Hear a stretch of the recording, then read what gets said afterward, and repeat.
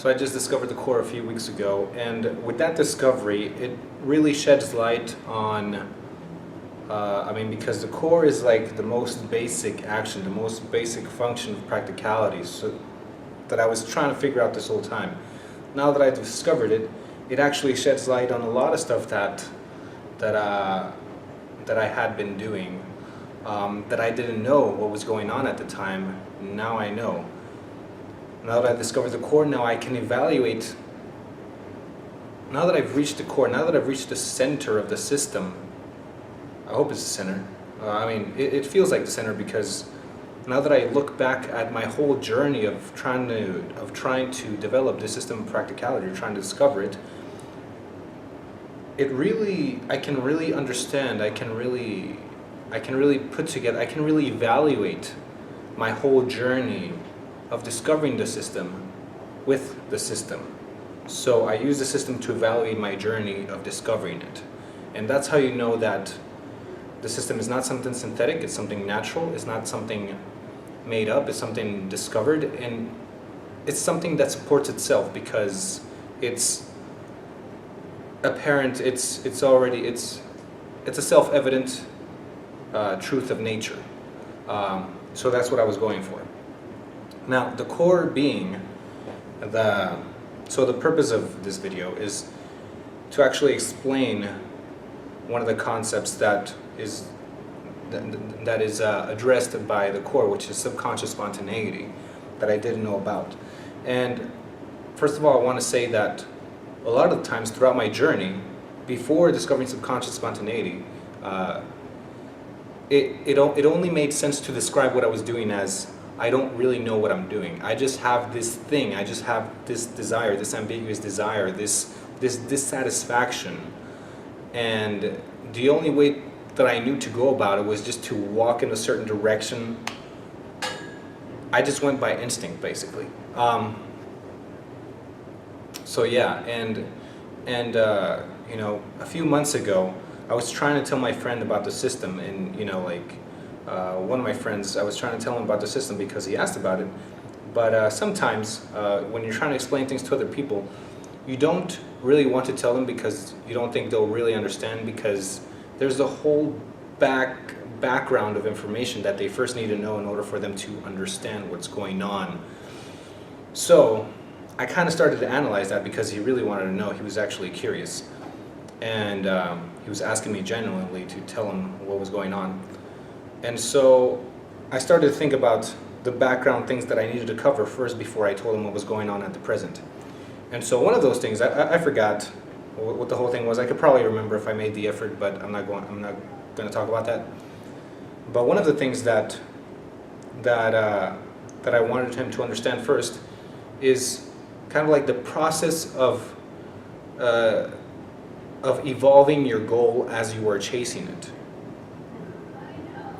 And this kind of describes a situation in which you have a goal and you chase after the goal, but you have to be open.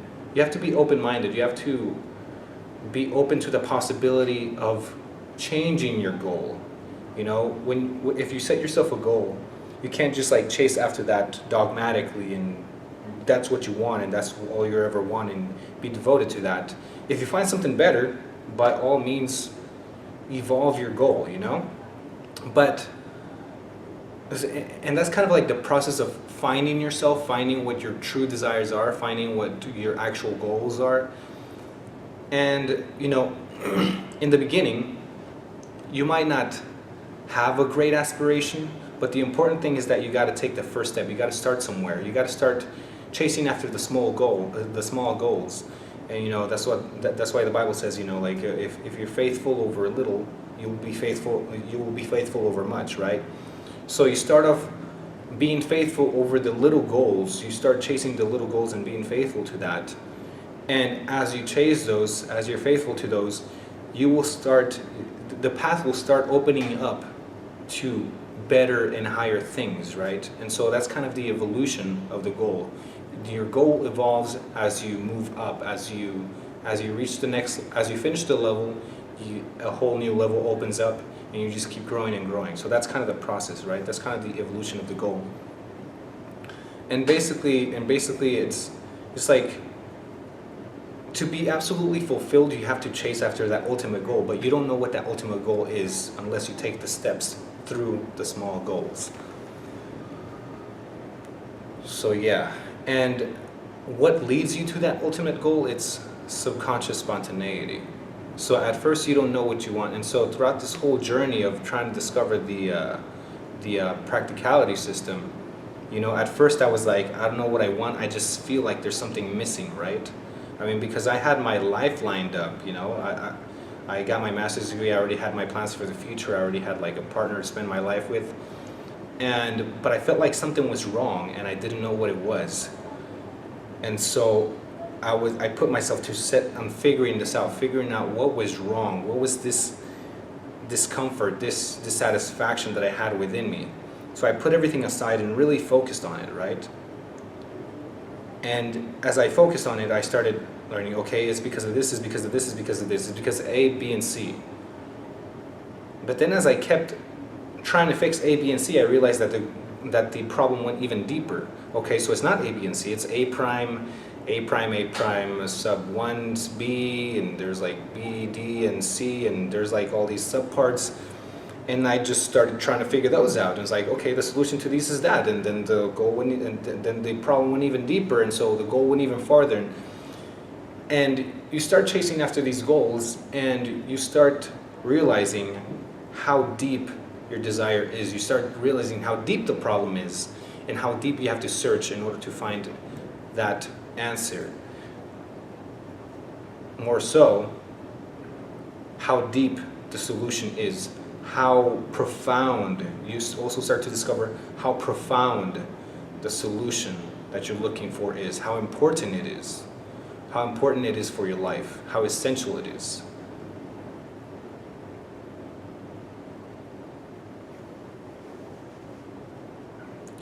And that's kind of the journey that you embark in. And you know, the sad thing and the most typical thing is that people will only go so far, they'll get tired, and they'll just stop there because, you know, like they even, you know, I've had this temptation of saying, you know what, this is far enough.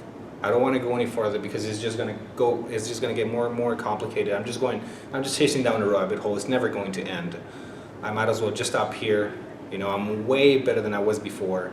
I'll just stop here and cut my losses or take my winnings, you know. But I don't know. There's something, you know, like from the very beginning, I decided that I'm going to chase this as far as it takes me. It doesn't matter what I have to sacrifice, especially because I already sacrificed so much. And so, you know, it's kind of like it kind of feels compounded when you sacrifice so much and you keep sacrificing, and you just going back is not an option, because you look at everything you've already given up. It's like, well, what's a little bit more, you know? Anyways, so there's that. And subconscious spontaneity that I discovered 2 weeks ago really answers the question of what I've been doing this whole time. And the point is that you don't always know what you're doing. I don't always know what I'm doing. I just know that there's something wrong, and there's this thing that I'm following, and I don't know why or what I want, but there's value in it, and you just keep picking at it. And the more you pick at it, the more you realize what it is, and the more you realize why you need it and why you want it. So that's what subconscious spontaneity answers. It answers that sometimes you'll do things and you just go by feel. And as you move along, you'll also learn the process. So that's very important to practicality. That is the core of practicality. And that is what everything else is built upon, as of now, that I've discovered. There might be something deeper, but I don't know yet. Now that I've discovered that, in this part of my journey, I've discovered the core. So now I'm trying to build everything else that I discovered around it so that it can make sense. So, you know, like everything that I discovered is not worthless because I have the core. Everything else supports it on top of that, because it's things that I discovered because I've followed this core the whole way. So there's also practicality, and everything else that I discovered. So now I'm trying to set it up so that I could have something systematic, something solid, and if in the future I discover something else about practicality, it's made to be like that, so that the system can take modifications. If there's something that I didn't include in the system, it can take modifications easily, because now everything has a structure, everything has a core and a foundation, everything has a structure, and now I can modify things as I go. The problem is that I'm still in the process of creating everything around the core, or on top of the core. So, that said, now that I have the core, now that I can practice the other elements, which is awareness, continuous renewal, enjoyment. Volition is a big one. Volition seems to be like the main one. I think it might encompass enjoyment and pride and a whole bunch of other stuff. So so basically, I made a new list, starting from the core and going from the bottom up with everything that I've discovered. And now that I'm practicing volition, that I'm trying harder and harder to assimilate volition, but now that it has a core, now it makes more sense to assimilate that. And so I'm getting better at developing that skill of performing volition. And now I'm getting to the stage of solidification, concave and solidification, because now I've justified concave and why you should believe that things are in your favor. So those justifications are on the list, they're in the system. I'm not going to go through them in this video, because I'm just going to give a quick run through of what's going on right now.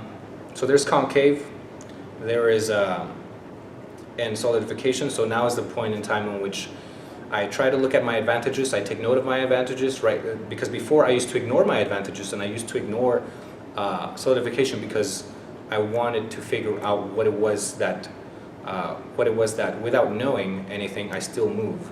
So what it was that propelled me to do that. And so that's one of the reasons why I ignored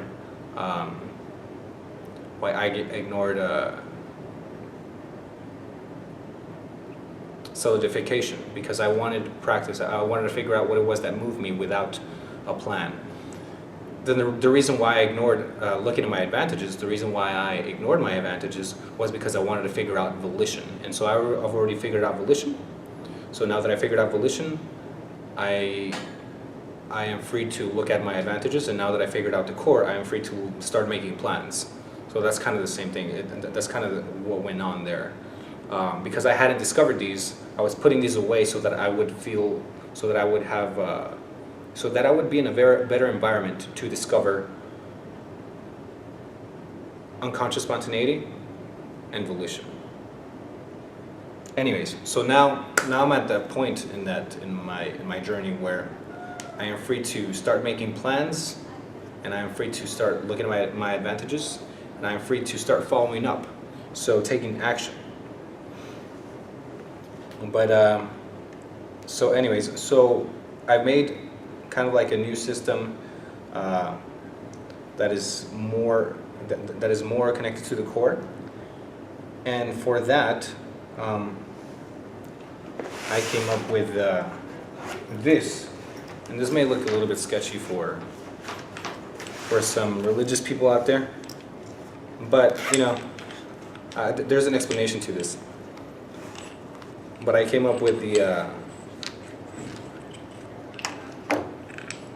rocks, so kind of like the rubber bands that are used to remind me of the elements in the system. I use these rocks to remind me of what it is, and basically what it is because I came up with a kind of like a morning routine where I remind myself of these values, of these elements of the system. And I just put the abbreviation of everything that I called it. So that's MB, that's mega volition. This is that's DA, that's divine attainment. So, and you guys know why these are sketchy, right? Because they look like runes. If you know the kind of like the tradition behind this type of text, then you'll know what I mean. But anyways. So I spend time with these every morning to kind of remind myself of the elements of practicality. and to kind of remind myself of the mentality that I'm supposed to have throughout the day, or that I want to have throughout the day. So I carry these around. Sometimes I carry them around, or I don't know. I haven't gotten around to it because I just made them yesterday, actually. So I haven't really practiced. But something that I noticed is that as I try to assimilate those things, I might be driving, right? And I might be able to assimilate them. But something important happens is that I turn around to look to my left. And I've mentioned this before when I was talking about the rubber bands, that when you're in a different context, if you get out of your room, you forget everything. You go back to your habitual state of mind. But I noticed this in my car while I was driving, that, just not even change the room or the environment, but just change your posture, and you already go back to your habitual state of mind. You already get distracted from what from what your mentality is supposed to be. So what I was thinking is that another exercise could be, in order to be able to hold that mentality, is to remind yourself, hold a constant reminder, right? Constant reminder is a constant, it's a constant sensation going on, right? Because you're feeling the rock. You're constantly reminded of this mega volition. And one thing that you could practice is holding it with that state of mind, holding that state of mind, and then just practicing different postures as you're holding that state of mind. So that when you go out into other places and you change your posture, that state of mind will be recorded in all these different postures. And then you won't have to worry about the changing of the posture distracting you from the state of mind that you're supposed to have. If you want to go a step further, you could hold that state of mind, and imagine yourself going through different places, or actually, you could actually go through different places. But when you're in a live environment, you get more distracted, right? So you start off slowly, you start off just going through different places in your mind, so that when you're actually in those places in real life, and you imagine yourself in different situations, so that when those actually happen in real life, you'll have a better grasp. You'll have a better chance of being able to hold that state of mind while you're going through that. So that's kind of what I'm practicing in order to get a hold of volition, in order to get to set my mind into looking at the advantages, to put it in a optimal state of mind for practicality. So the last thing that I want to talk about is that yesterday me and my friends were doing some prospecting, right? And I go up to the place where we're supposed to prospect, right? And I meet my friends there, and I don't feel like doing anything, right? But in one of my other group of friends, we came up with there's this game that we play, right, where we hand money to somebody else. We hand so yesterday what I did is I handed them $25, and I get $5 back for each person that I approach, for each person that I talk to, right? The problem is this, that at first I didn't feel like talking to anybody, even though I had already gone through this in the morning, and before getting through the place, I had already gone through those mentalities. But while I was here, something was not right. So I was missing something. I don't know what it was. But the thing was that as soon as I handed my friend that money, everything just came to me, and I was like, you know what? You got to get this money back right away. So I was on it, and I approached 5 people like that without I prospected 5 people like that without any hesitation and without any unpleasantness even, because I think all the information about practicality is already in the back of my mind. It just wasn't activated, right? So the problem, I see that as a problem, because I mean, yes, the solution to the problem is giving my friends some money, but I can't depend on that, right? That's not something that I could do in my own head, in my own time, right? I have to figure out what made that switch, so that I could do that switch on my own without depending on my friend, without depending on having leverage, with somebody having leverage on me, without depending on having some sort of money to give to somebody else to make them make me do something. So I'm trying to analyze, right? So I use this. So in order to analyze that situation, I go back to that moment in which my mind switched, and I start analyzing. So this is the evaluation of this would be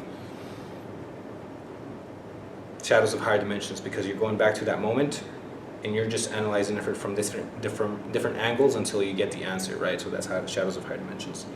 So I'm analyzing it, and one thing that I came up with is that maybe it's because I didn't have a goal in mind. Maybe it's because the goal wasn't clear enough, or maybe because I was failing to practice volition on something that I didn't want. Usually, when there's a negative emotion, that means you're failing to practice volition. But it's kind of tricky to get that deep because you don't notice that the negative emotion is not there sometimes. So you have to practice awareness. It gets tricky. Anyways, so maybe it is because I didn't have a specific goal in mind, so there's that possibility that I wasn't practicing volition deeply enough, which in order to do that I need to be like very sensitive, which it's kind of tricky to do in an environment where things are going on and everything is distracting you and you have something to do. The second thing is that maybe I didn't have a purpose clearly enough in mind, or detailed enough, or inspirational enough for me to make me move forward. And then when I gave my friend the money, I didn't have that great purpose, but I had like an immediate purpose, like a more urgent purpose. So that's where everything came in, because my purpose was just to get it done, right? So it was clear. So that's awareness through manifestation. That's my evaluation of that. Awareness through manifestation, having a clearer purpose. But that was a shortcut. That's a shortcut. I don't want to depend on that. Unless I can do it on my own, unless I find a way to justify it. And then the third thing that I came up with is that maybe there's something wrong with the archetype. Maybe there's something wrong. There's something missing in the mentality that I want to have. And the reason why I don't have, so I noticed this. If I have to depend on giving money to my friend, if I have to depend on my friend in order to adopt that mentality, that means that my regular mentality is not to be in that state of mind.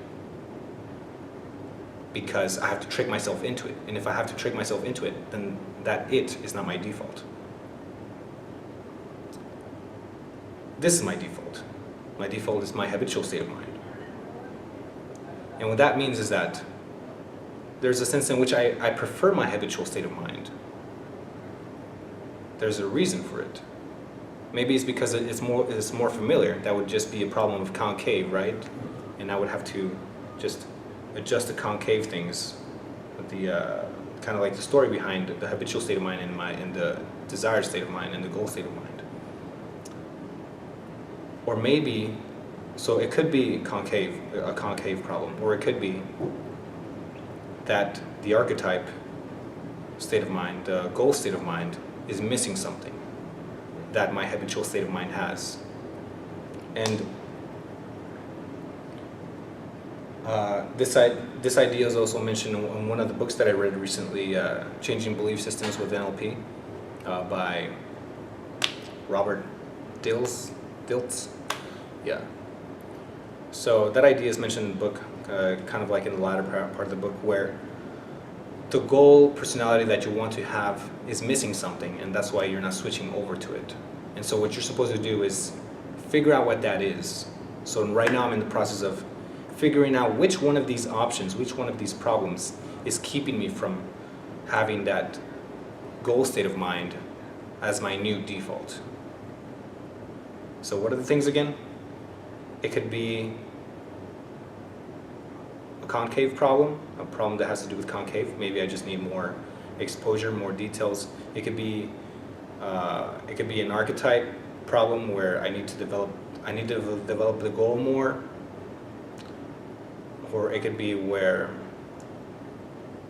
I need to, or maybe the archetype that I have in mind is still missing something and I need to figure out what that is. Something that my habitual state of mind does not have, or does have, and that it also wants to carry over to my new state of mind. So I need to figure out what that is, be able to hold it. Or it could be 0. So one of those 4 options, or it could be 0, which is maybe I just need more practice performing the elements of volition, everything that I've had on the list. Yep. So I'm trying to figure that out right now. See ya.